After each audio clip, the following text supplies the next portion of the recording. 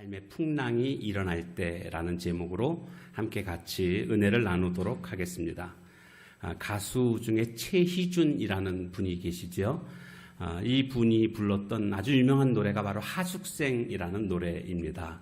이 노래 가사는 인생은 나그네 길, 구름이 흘러가듯 정처 없이 흘러간다, 이런 가사입니다. 불렀던 금방 특송해준 찬양에도 보면 우리는 나그네인데 이런 가사가 있더라고요. 참 가슴이 먹먹해지기도 하고 목이 메이기도 하고 또 그런 아주 은혜스러운 찬양을 또 은혜스럽게 불러줬는데요. 우리는 우리의 인생은 나그네다라는 것을 우리는 또 알고 있습니다. 그런가 하면 인생을 표현할 때 보면 인생이 참으로 빠르다, 이것을 표현할 때 안개와 같다, 이렇게 표현하는 것을 볼 수가 있습니다. 안개가 그렇게 자욱했었지만 날이 밝아 태양이 떠오르자마자 순식간에 안개가 사라지는 것을 보게 됩니다. 우리의 인생이 순식간이다라는 것을 그렇게 표현하고 있습니다. 그런가 하면 또 인생살이가 참으로 힘들고 고달프다라는 의미로 인생은 항해와 같다, 이렇게 표현하기도 합니다. 바다에 떠있는 조각배 하나를 우리가 생각해 보면 될 것 같습니다. 바람에 이리 흔들리고 저리 흔들리는 그러한 모습이 우리의 인생살이다라는 겁니다. 자, 그런데 우리가 원치 않지만 이 인생의 풍랑은 계속 불어오고 있습니다. 특징은 어느 날 갑자기라는 겁니다. 어느 날 갑자기 교통사고를 당할 수 있습니다. 어느 날 갑자기 건강하던 아내가 몹쓸병에 걸려서 풍랑을 만나게 됩니다. 어느 날 갑자기 안정된 직장에 다니던 남편이 회사가 부도가 나는 바람에 한순간 실업자가 되는 것을 보게 됩니다. 믿었던 남편이 다른 여자를 만나고 사랑하던 아내가 딴 남자를 만나게 되는 이런 모습을 통해서 단란했던 가정이 한순간에 풍비박산이 되는 모습도 우리는 보게 됩니다. 공부 열심히 잘하던 자녀가 잘못된 친구를 만남으로 말미암아 삐뚤어지기 시작해서 풍랑을 만나게 되는 이런 모습도 우리는 보게 됩니다. 이 풍랑은 어느 날 갑자기 온다라는 겁니다. 그리고 이 풍랑은 또한 누구에게나 올 수 있고 어디에서나 오게 됩니다. 우리가 살고 있는 이 세상에서 풍랑이 없는 안전지대는 없습니다. 사는 동안 크든지 작든지 풍랑은 늘 우리와 함께하고 있고, 그것이 개인적으로 올 때도 있는가 하면 가정적으로 혹은 교회적으로 국가적으로 이 풍랑이 오는 것을 경험하게 됩니다. 아니, 전 세계적으로 오는 것도 보게 됩니다. 바로 코로나19가 전 세계적인 풍랑을 가져오게 되는 것을 우리는 경험하고 있습니다. 이처럼 우리 삶에 풍랑이 불어닥칠 때에 우리는 과연 어떻게 이것을 이겨낼 수 있을까요? 그 첫 번째는 바로 하나님의 말씀을 기억해야 합니다. 35절 말씀을 우리 다시 한번 보도록 하겠습니다. 시작. 그날 저물 때에 제자들에게 이르시되 우리가 저편으로 건너가자 하시니, 이 35절 말씀을 기억해야 됩니다. 무슨 말씀? 주님이 하신 말씀을 기억해야 됩니다. 지금 예수님과 제자들이 그 갈릴리 바다 서편에서 갈릴리 바다 동편으로 가고자 하는 것입니다. 거라사 지방은 갈릴리 호수 동편에 있습니다. 그래서 이 갈릴리 호수를 가로질러서 건너가서 거라사 지방으로 가고자 했던 것입니다. 그런데 가는 도중에 큰 광풍을 만나게 됩니다. 37절에 보면 큰 광풍이 일어나며 그 배에 물결이 부딪혀가지고 배에 가득하게 됩니다. 한마디로 지금 배가 지금 이제 물에 빠지기 직전입니다. 한마디로 아수라장이 된 것입니다. 이때에 배 고물에서 주무시고 계셨던 예수님, 배 고물이라 하면 배 뒷부분입니다. 배의 앞부분은 이물이라고 말을 합니다. 주무시고 계셨던 예수님에게 제자들이 와서는 깨웁니다. 예수님, 선생님, 38절에 보면 그렇게 나와 있죠. 우리가 죽게 된 것을 왜 돌보지 아니하십니까? 이렇게 예수님을 깨우면서 말합니다. 이 말 속에는요, 예수님에 대한 원망과 예수님에 대한 그러한 좋지 못한 감정이 지금 담겨져 있는 말투라는 것을 알 수가 있습니다. 왜 우리가 죽게 된 것을 돌보지 않고 잠만 자고 주무시고 계십니까? 이렇게 지금 따지듯이 예수님에게 말하고 있는 것입니다. 여러분, 우리의 삶이 이렇게 힘들고 어려울 때 원망하고 따지는 이런 모습이 꼭 우리들의 모습 아닌가요? 하나님을 향하여서 하나님 도대체 왜 이런 일을 나에게 허락하십니까? 내가 그토록 주님 잘 섬겼는데 왜 이런 일이 나에게 일어납니까? 왜 우리 자녀에게, 왜 우리 가정에 왜 이와 같은 일들이 일어나지요? 라고 하나님을 향하여 원망했던 오늘 우리들의 모습이 오늘 풍랑을 만나고 있는 제자들의 모습에서 그대로 드러나고 있다라는 것을 깨닫게 됩니다.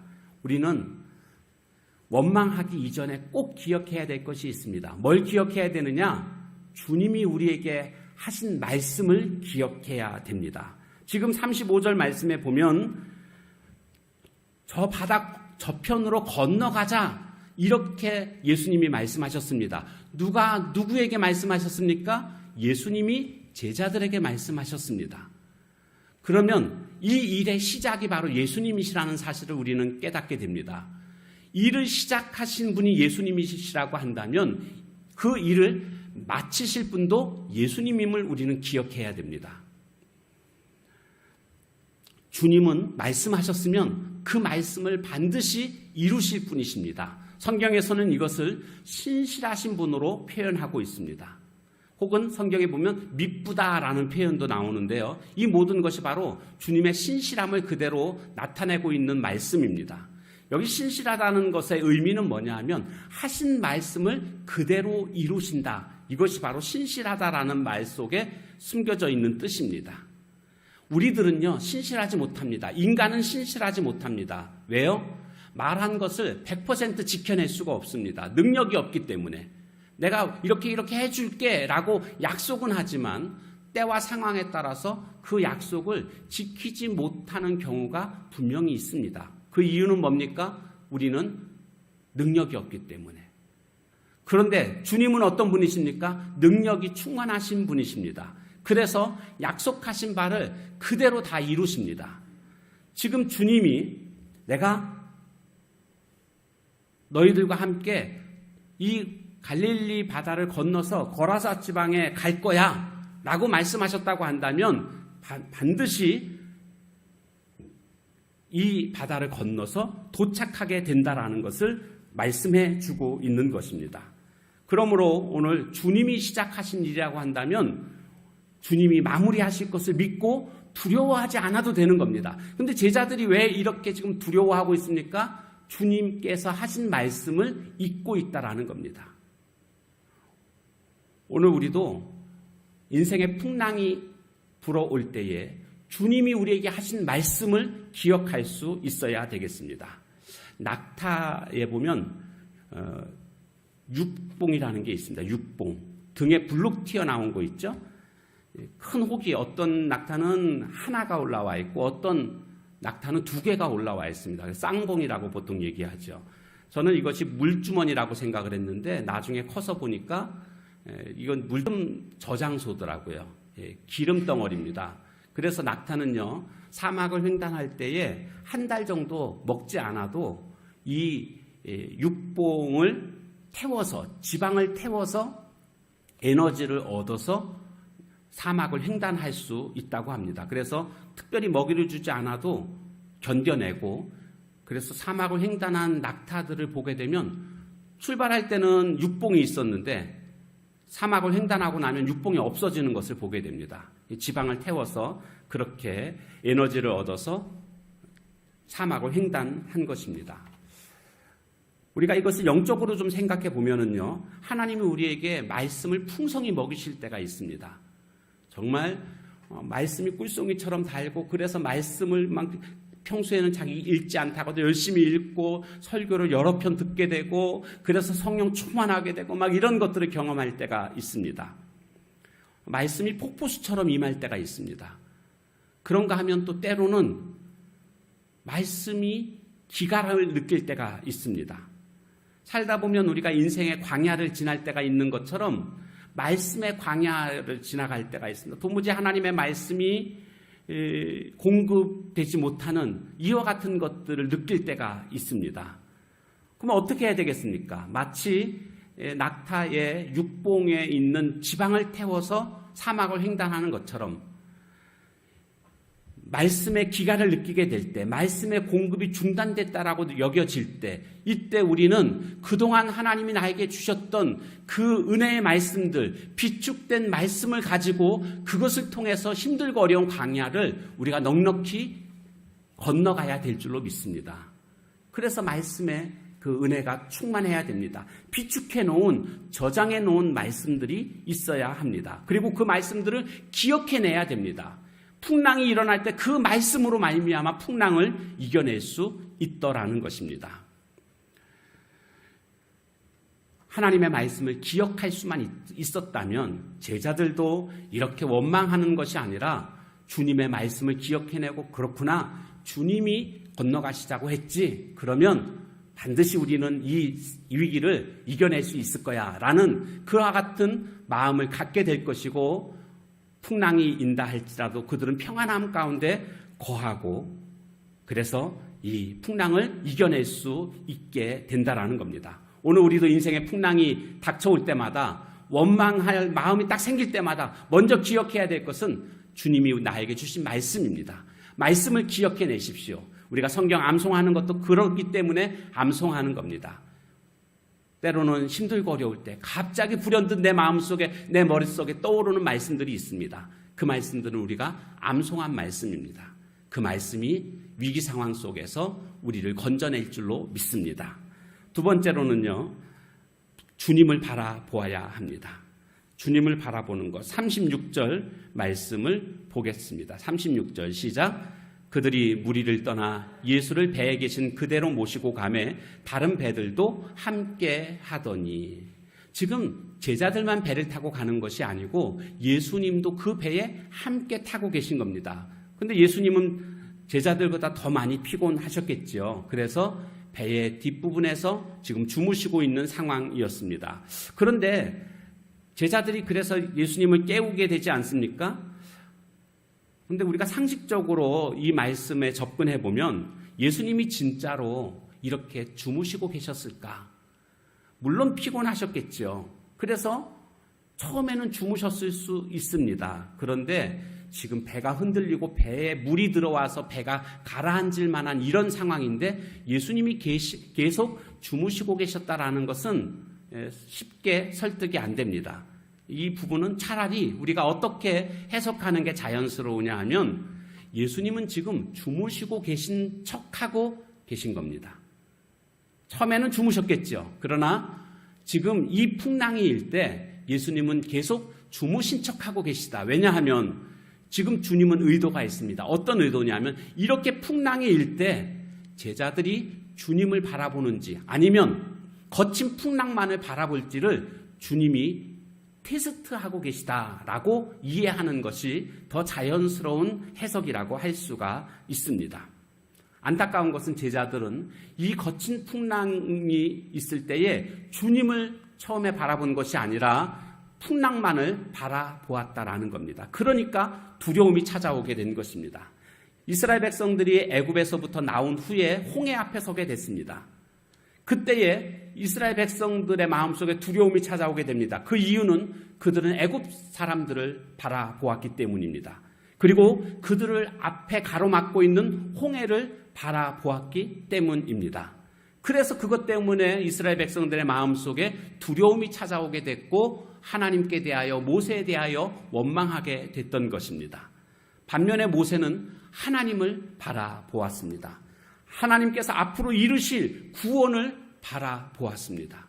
오늘 우리들도 어떤 어려움이 처했을 때에 그 상황을 바라볼 것이 아니라 하나님을 바라볼 수 있는 자가 되어야 합니다. 역대하 20장에 가보면 여호사밧 왕 이야기가 나오고 있는데, 여호사밧이 큰 문제가 닥쳤을 때에 여호와를 바라봄으로 말미암아 문제를 해결한 받은 내용이 나오고 있습니다.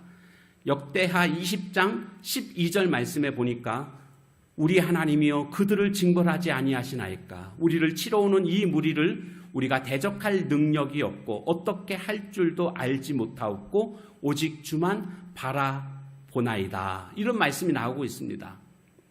지금 상황이 어떤 상황이냐면 모압 자손과 또 암몬 자손 그리고 몇 마흔 사람들 이 세 나라가 연합해서 쳐들어오게 된 것입니다. 그러니까 군사력으로 비교해 보면 비교가 되지 않을 만큼 싸워도 이게 상대가 되지 않을 만큼 우리가 그런 거 있잖아요. 싸워볼 만하다. 뭐 이런 생각이 들어야 싸우는 것 아닙니까? 그런데 뭐 이거 싸우나 마나인 상황인 것입니다. 그래서 지금 이 여호사밧 왕이 우린 대적할 능력이 없습니다. 어떻게 할 줄 모르겠습니다. 오직 주만 바라보나이다. 이것이 바로 여호사밧의 고백인 것을 알 수가 있습니다. 여호사밧은요 적군 바라보지 않았습니다. 적군이 있는 곳을 바라보지 않았습니다. 역대하 20장 3절에 보니까 여호사밧이 두려워하여 여호와께로 낯을 향하여 간구하고 이런 말씀이 나옵니다. 여호와께로 낯을 향했다. 이것은 여호와를 바라봤다라는 뜻 아닙니까? 적군을 바라본 게 아니고요. 그의 얼굴을 여호와를 향했다. 여호와를 바라봤다라는 것을 우리에게 알려주고 있습니다. 여러분 두렵습니까? 불안합니까? 주님의 얼굴을 바라보시기 바랍니다. 그러면 주께서 우리의 마음속에 참된 평안함을 주실 것이고 믿음의 주여 온전케 하시는 이인 예수를 바라보라. 히브리서 12장 2절 말씀처럼 우리가 주님을 바라볼 때에 놀라운 일들이 일어나게 될 것이고 풍랑이 잔잔케 되는 것들을 경험하게 될 줄로 믿습니다. 세 번째로 풍랑이 불어닥칠 때에 우리는 도움을 요청해야 됩니다. 하나님께 도움을 요청하는 것입니다. 38절 말씀을 보겠습니다. 38절 시작. 예수께서 고물에서 베개를 베고 주무시더니 제자들이 깨우며 이르되 선생님이여 우리가 죽게 된 것을 돌보지 아니하시나이까 하니.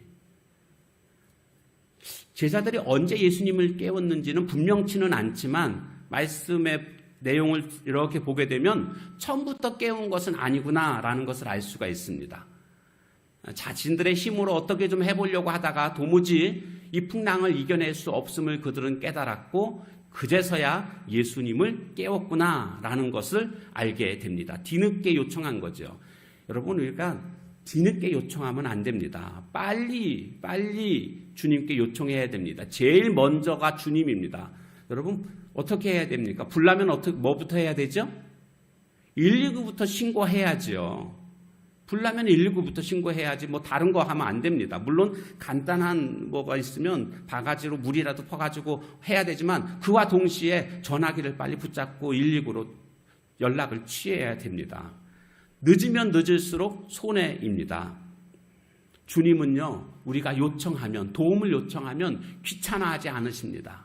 주님은 우리의 도움을 기다리고 우리의 도움의 요청을 기다리고 계시고 도움을 요청할 때에 즉시로 찾아오셔서 응답하시는 그런 주님이심을 우리가 믿어야 합니다. 그래서 사업하다가 힘들어지니까 하나님께 도움 요청하는 게 아니라 사업하기 전부터 도움을 요청하는 것이 지혜로운 믿음의 사람입니다. 시험 봐놓고 하나님 성적이 안 나왔습니다. 어떻게 해야 될까요? 그때 기도할 것이 아니라 우리 학생들 같은 경우 청년들 같은 경우 시험 보기 전부터 하나님 앞에 기도하며 하나님께 도움을 요청하는 모습이 되어야 합니다. 직장 구해놓고 하나님 직장이 너무 힘듭니다. 도움을 요청할 것이 아니라 직장 구하기 전부터 하나님께 기도함으로 말미암아 좋은 직장에 들어갈 수 있는 그런 은혜를 덧입어야 되지 않겠습니까? 결혼하고 나서 하나님 결혼 생활 너무 힘듭니다. 도움 요청할 것이 아니라 결혼하기 전부터 하나님 앞에 기도함으로 말미암아 좋은 결혼이 되어야 되지 않겠습니까? 야고보서 5장 13절에 보니까 너희 중에 고난당하는 자가 있느냐? 그는 기도할 것이요. 즐거워하는 자가 있느냐? 그는 찬송할지니라. 고난당하는 자는 뭐 하라고요? 기도하라고. 이게 고난이 닥쳤다. 그러면 그와 동시에 우리 머릿속에는 떠올라야 될 게 있습니다. 기도입니다. 예, 기도가 바로 도움을 요청하는 무기 아닙니까? 도구 아닙니까? 고난이 찾아왔다. 그러면 기도해야 하는 것입니다. 역대하 33장 10절에서 11절 말씀에 보면 므낫세 왕에 관한 이야기가 나오고 있습니다. 므낫세는 히스기야 왕의 아들이죠. 히스기야는요, 정말 하나님을 잘 섬겼던 그런 왕이었습니다. 그런데 반면에 므낫세는요, 하나님을 버리고 우상을 숭배했던 대표적인 왕입니다. 그의 나이 12살에 왕이 됐는데 산당을 제거했던 것들, 산당을 다 복구시키고 온갖 우상들을, 아세라 목상 다시 세우고 우상들을 섬기는 그런 므낫세 왕이 됐습니다. 33장 10절과 11절 말씀, 여호와께서 므낫세와 그 백성에게 이르셨다라는 것은 말씀하셨으나, 무슨 말씀하셨냐면 우상 섬기지 말아라, 여호와 하나님만을 섬겨라, 이것을 말씀하셨지만 그들이 듣지 아니하므로 여호와께서 아수르 왕의 군대 지휘관들이 와서 치게 하심에 그들이 므낫세를 사로잡고 쇠사슬로 결박하여 바벨론으로 끌어간지라. 이것이 지금 므낫세의 모습입니다. 하나님이 아수르로 치게 하셨고 결국 바벨론의 포로가 됐다라는 겁니다. 자, 그런데 12절 그 다음 절 말씀에 보니까 그가 환난을 당하여 그의 하나님 여호와께 간구하고 그 조상들의 하나님 앞에 크게 겸손하여 기도하였으므로, 이제 하나님께 기도하는 겁니다. 어려움이 닥쳤을 때, 풍랑이 불게 되자 이 므낫세가 하나님께 기도하게 됩니다.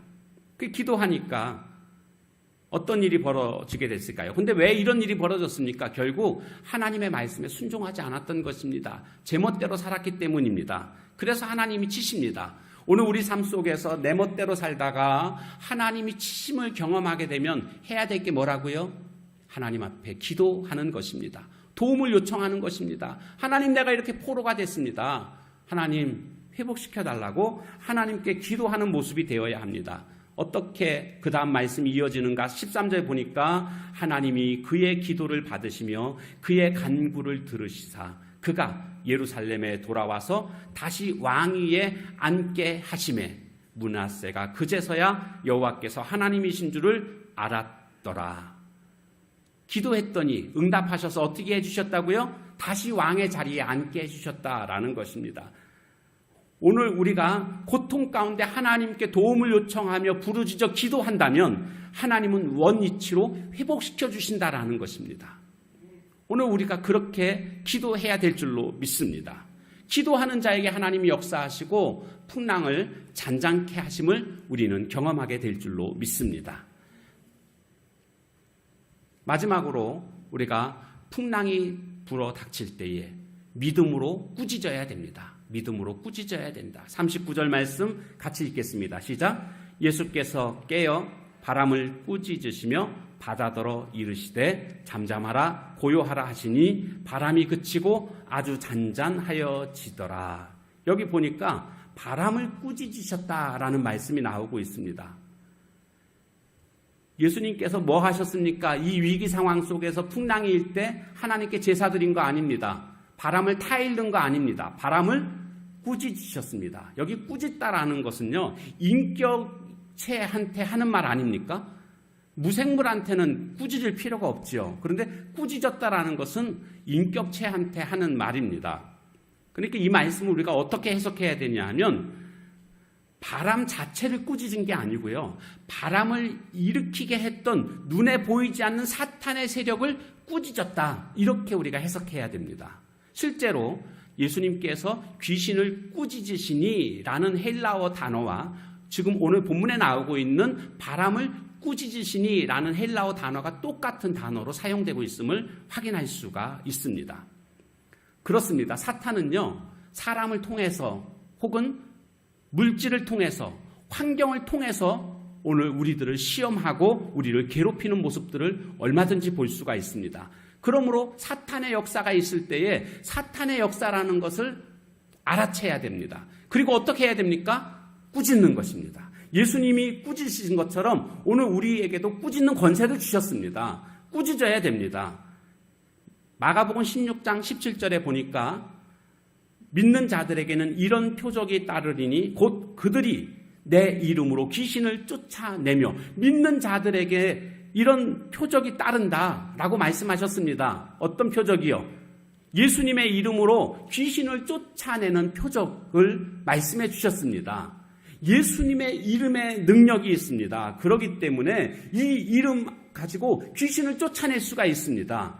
각종 문제를 해결할 수가 있습니다. 그 이름으로 선포하게 되면 모든 약한 것과 병들이 치유함 받게 되는 것들을 우리는 보게 됩니다. 왜요? 예수 그리스도의 이름에 능력이 있기 때문에 그렇습니다. 성전 비문에 앉아있던 그 나면서부터 못 걷겠는 자도 베드로가 예수 그리스도의 이름으로 명하노니 일어나 걸으라 했더니 그 이름의 능력으로 말미암아 일어나 걷지 않았습니까? 그래서 저는 기도할 때에 특별히 병자들을 놓고 기도할 때는 이 선포기도, 대적기도를 합니다. 그리고 종종 대적기도를 합니다. 우리 학생들과 청년들을 미혹하는 이 흑암의 세력들 예수 그리스도의 이름으로 묶임을 받을지어다 선포하는 겁니다. 믿음으로 선포하는 겁니다. 은혜를 받지 못하게 하는, 그리고 믿음을 떨어뜨린 원수 마귀는 예수 그리스도의 이름으로 지금 명하노니 한 길로 왔다가 7길로 도망갈지어다. 이렇게 우리가 믿음으로 선포하는 겁니다. 내 삶을 힘들게 하는 풍랑아 예수 그리스도의 이름으로 명하노니 잠잠하라. 이렇게 명해야 되는 것입니다. 이 시간 우리 같이 예수 그리스도의 이름으로 명해 볼까요? 이렇게 한번 외쳤으면 좋겠습니다. 예수 그리스도의 이름으로 명하노니 풍랑아 잠잠하라. 시작. 예수 그리스도의 이름으로 명하노니 풍랑아 잔잔하라. 우리의 삶을 향해서 예수 그리스도의 이름의 능력으로 말미암아 선포하는 것입니다. 그러면 바다는 잠잠해집니다. 고요해집니다. 영상을 하나 보도록 하겠습니다.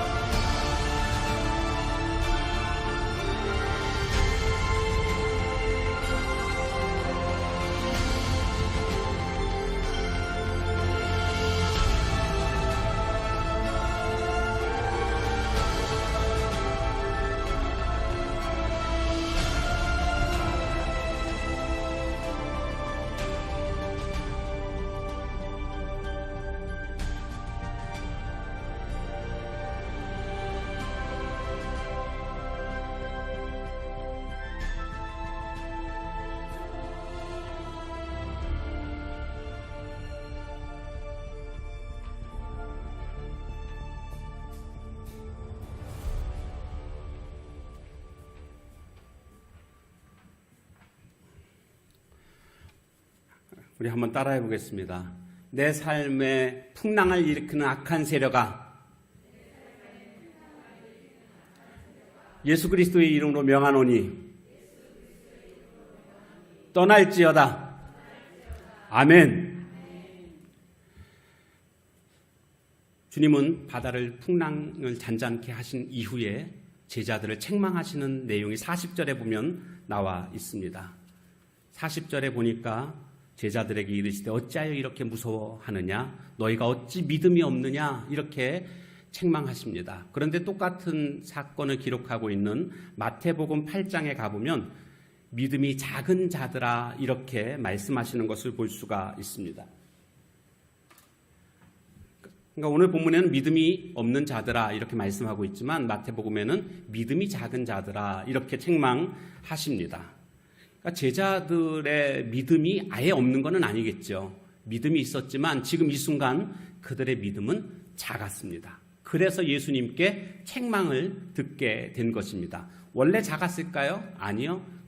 제자들을 전도대로 보내셨을 때 그들이 전도하고 와서 보고하는 거 보게 되면 예수님, 우리가 기도했더니 귀신이 쫓겨났습니다, 이러면서 그들이 기뻐하면서 흥분해서 보고하는 모습을 보게 됩니다. 그러니까 그때는요, 그들의 믿음이 큰 믿음이었습니다. 그런데 시간이 지나면서 믿음이 작아졌습니다. 그래서 풍랑 앞에서 두려워하게 된 것이 제자들의 모습입니다. 여기서 우리는 중요한 것을 깨닫게 됩니다. 믿음은 늘 현재성이라는 것을 깨닫게 됩니다. 과거의 믿음이 아무리 좋았다 할지라도 현재 믿음이 떨어져 있으면 이것이 지금 내 믿음의 현주소입니다. 지금 나는 믿음이 작은 사람입니다. 과거에 엄청난 하나님의 역사를 체험했다고요? 그건 과거일 뿐입니다. 지금 내가 상황 속에서 불안해하고 절망하고 낙심하고 있다면 이것이 나의 본 모습이라는 겁니다. 믿음이 작은 자라고 주님 앞에서 책망 들을 수밖에 없다라는 겁니다. 사람들은 그런 얘기들을 합니다. 나는 백이 없다고, 나는 돈이 없다고, 나는 변변한 기술이 없다고, 나는 특출난 힘이 없다고. 그것 때문에 힘들어합니까? 아니요. 우리 그리스도인들에게는요, 진짜 중요한 것이 있습니다. 진짜 가장 큰 문제가 있습니다. 그게 뭔지 아시겠습니까? 믿음 작음이 가장 큰 문제입니다. 믿음만 크다고 한다면, 큰 믿음만 소유한다고 한다면 그 어떤 풍랑도 잠잠케 하게 될 줄로 믿습니다. 백부장 믿음 때문에 칭찬받았습니다. 백부장 고넬료. 그런가 하면 혈루증으로 12년 동안 앓던 여인도 그 믿음의 큼으로 말미암아 예수님께 칭찬받았습니다. 시돈 땅에 귀신 들린 딸의 그 어머니, 부스러기 은혜만을 구했던 그 어머니도 이방 여인이었지만 큰 믿음을 가지고 있었고 예수님께 칭찬받았습니다. 그런데 오늘 본문에 나오고 있는 주님과 함께 다녔던 이 제자들, 믿음의 작음으로 말미암아 책망받게 된 것을 보게 됩니다. 제자들 연약한 것 때문에 책망한 거 아닙니다. 가난하다고 책망하신 거 아닙니다. 실력 없다고 책망하신 거 아닙니다. 그들의 판단이 부족했다고 책망하신 거 아닙니다. 믿음의 작음을 책망하셨습니다. 하나님, 오늘 우리가 주님 앞에 섰을 때에 주님은 무엇을 보시고 판단하실까요? 믿음 여부입니다. 믿음의 크고 작음입니다. 오늘 우리는 믿음을 회복해야 될 줄로 믿습니다. 믿음이 중요합니다. 믿음이 세상과 싸워 이길 수 있는 무기입니다. 마귀와 싸워 이길 수 있는 것도 믿음입니다. 우리의 믿음을 회복해서 믿음으로 승리해서 풍랑 속에서 낙심하고 실망하고 원망하는 자가 아니라 큰 믿음으로 말미암아 주님이 주시는 참된 평안함 가운데 거하는 오늘 우리 모두가 되어야 할 줄로 믿습니다. 우리 이 시간 함께 같이 기도하기를 원합니다. 이 시간 눈을 감고 한번 그림을 그려보십시오. 갈릴리 바다에 작은 조각배 하나를 내가 지금 타고 있는 모습을 그려보십시오. 갑자기 막 풍랑이 일어납니다. 당황해하고 불안해하고 있습니다. 걱정하고 있습니다. 그런데 저 뒤편에 예수님께서 주무시고 계시는 모습이 보이십니까? 그 주님이 지금 내가 어떻게 반응할지를 보고 계십니다. 주님은 조금 있다 일어나셔서 이렇게 말씀하십니다. 어찌하여 두려워하느냐? 내가 너와 함께 하고 있지 않느냐? 그리고 주님은 이렇게 말씀하실 겁니다. 바다야, 잠잠하라. 이 주님만 함께 하신다면 우리는 걱정할 필요가 없습니다. 그 주님 붙잡으십시오. 그 주님 의지하십시오. 인생의 항해가 너무 힘들고 너무 고달프고 가슴이 너무 아프다고 생각되는 형제자매 여러분, 이 시간 가슴에 손을 얹으십시오. 그리고 간절한 마음으로 하나님 풍랑이 잔잔케 해달라고 이 시간 통성으로 함께 같이 기도하도록 하겠습니다. 기도합니다. 하나님 아버지, 인생의 풍랑이 닥쳐옵니다. 건강의 문제, 물질의 문제, 하나님 사람들의 문제, 이런저런 문제로 말미암아 내 삶에 풍랑이 일어나고 이것으로 말미암아 감당할 수 없는 나의 나약함이 있습니다. 주님, 믿음을 더해 주옵소서. 큰 믿음의 사람 되게 하옵소서. 믿음으로 말미암아 이 모든 풍랑들을 잔잔케 하게 되는 하나님을 만나게 될 줄로 믿습니다. 주님 혼자 힘으로 그렇게 하겠습니다. 주님 기억해 주십시오. 주님 믿음으로 승리하는 저들 모두가 다 될 수 있도록 하나님 함께해 주옵소서. 주님께서 이 시간도 긍휼히 여겨주시고 능력의 손으로 자비의 손으로 함께 하심으로 이 모든 것들을 승리할 수 있는 저들 모두가 다 될 수 있도록 하나님 함께해 주실 줄로 믿습니다. 주님, 여기 나 혼자의 힘으로 감당하기 어려운 고통 때문에 마음이 찢어지고 무거운 형제 자매들이 있습니다. 저들 주님이 사랑하시는 주님의 아들, 딸 아닙니까? 참새 한 마리도 떨어지는 것을 허용치 않겠다고 약속하신 주님, 너희가 참새보다 귀하다고 말씀하신 주님, 우리를 사랑하신다면 하나님, 우리 풍랑 속에서 고통당하고 있는 저희들 버려두지 마옵소서. 풍랑을 진정시켜 주옵소서. 파도와 물결이 잠자게 하옵소서. 주님 능력으로 임하시사 우리들의 고통이 떠나게 하옵소서. 나사렛 예수 그리스도의 이름으로 명하노니 모든 고통과 풍랑은 떠날지어다. 잠잠해질지어다. 주님 능력으로 임하시사 새로운 용기와 새로운 비전을 주시사 일어나 주님 손 붙들고 이 항해에 승리하는 저희들 되게 도와 주옵소서. 주님 함께 하심이 일어나겠습니다. 능력의 성령으로 임하여 주옵소서. 참된 평안함을 허락해 주옵소서. 우리 믿음을 더해 주옵소서. 예수님의 이름으로 기도합니다. 아멘.